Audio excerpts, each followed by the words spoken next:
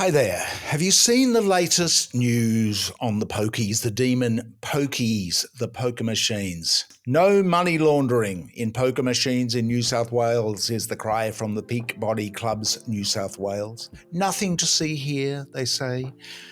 Yet this very week, the money laundering regulator, AUSTRAC, begged to differ, hitting the Mounties with an AML investigation. That's anti-money laundering investigation. Now, the Mounties is the biggest club in New South Wales, probably the biggest in Australia. Perhaps a less charitable but equally accurate term might be casino, because these are suburban casinos. That is the perspective, where you go to lose your life savings. New South Wales clubs, as a sector, is the biggest gambling sector in the biggest gambling state, in the biggest gambling country in the world. Let that sink in. Serious money we're talking here. $100 billion put through the pokies a year. That's not turnover.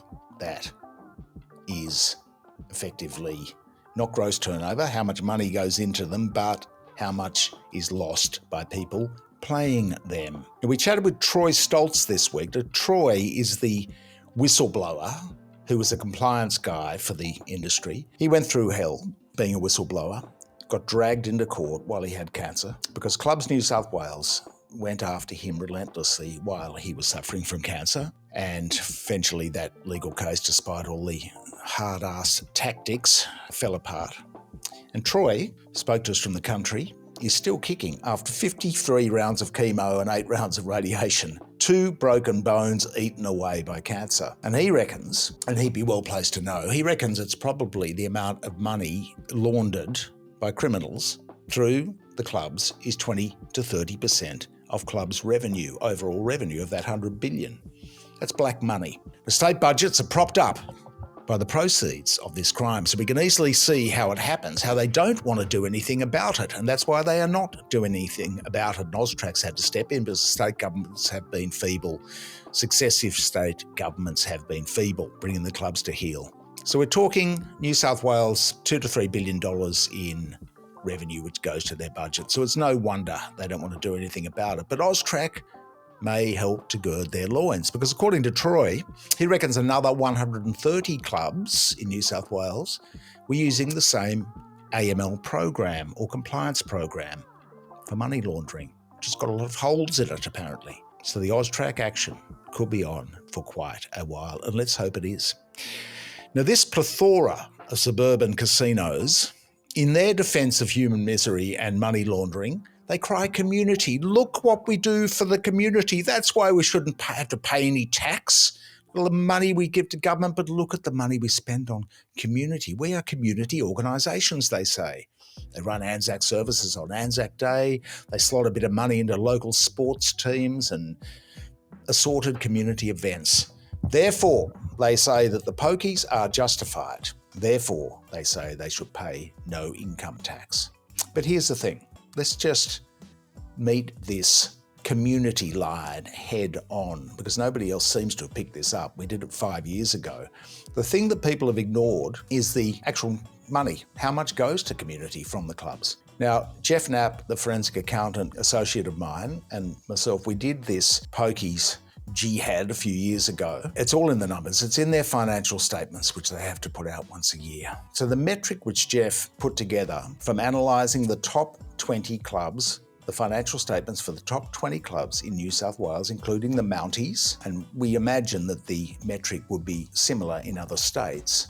The clubs say charity begins at home, and that certainly appears to be the case for the management of New South Wales clubs, but based on the poker machine profits shown in this very table, the New South Wales government, based on the player losses, because the club's profit equals the players' losses, shown in Table 1, the New South Wales government has helped itself to approximately $2.9 billion, or 25% of the top 25 clubs' pokies profits over 10 years. In stark contrast, and here is the kicker, the club's community-based donations equaled 0.2 billion. 2.2%. 2.2% of pokies, and we're not talking food and bev, we're talking pokies revenue, went to community. The Mounties is a case in point. 10-year pokies revenue of $825 million, so that will be over $1 billion now. Community donations of $13.5 million versus that $825 million. KMP pay was $13.2 million, around the same as community donations. So they're paying themselves about the amount that they give to the community. This is the KMP, the key management personnel of the clubs, usually old blokes. The way it works typically is that a club makes about, let's just say a club makes $80 million a year in revenue. Now, the food and bev may be, say, 20 million of that. It's a loss leader. That's why it's cheap. It's good to go to the club. For Schnitty, the pokies, therefore, is 60 million of that 80 million. The bulk, the vast bulk of the revenue comes from the pokies, not food and bev. And that's when we say revenue, we're talking about not gross turnover. That will be in the billions and billions. It's the amount put through the machines. It's the revenue after the player losses. The community gets 2.2% of this enormous revenue. And that's why these clubs, we busted, I think it was Dooley's or one of the ones out at Lidcombe, running around buying up almost every house in the street, just going on a residential property buying spree amid the housing crisis. So the state government gets roughly 25%. That is the story.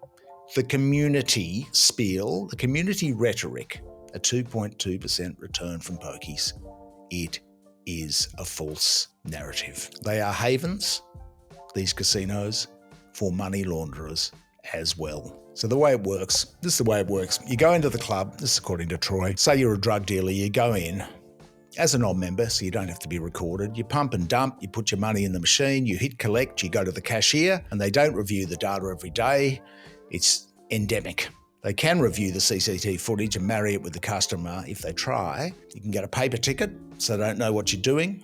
And they do investigate on occasions, but no deep investigations and not a lot of them. So you can remain anonymous. And you can go to the cash redemption terminal, the CRT, and you can cash up to $5,000. So you can just, if you're the drug dealer, you can just go around multiple clubs, chucking $5,000 in the machines, getting the money back multiple times, clean as a whistle. Now, the evidence before the Crime Commission report of 2022 found that criminals were playing and losing as well, not just redeeming immediately. But that's sort of like a cost of doing business, according to Troy, like putting fuel in your car, changing the tyre. Something needs to be done. Of course, the weight of money means it probably won't be. There's just too much riding on this for state government budgets. Victoria too. The only state in Australia which doesn't have poker machines in clubs and pubs is good old WA. They're doing something right over in the west. Imagine that. WA Inc. getting into it. But they've done well. They haven't gone there, but every other state has, unfortunately, Queensland, etc. as well. So why do they do nothing about it? $2.6 billion reasons in New South Wales. It props up the budget. Please like, share and comment in the section below on pokies. Love to hear your view, and throw us a few bucks on Patreon if you can afford it.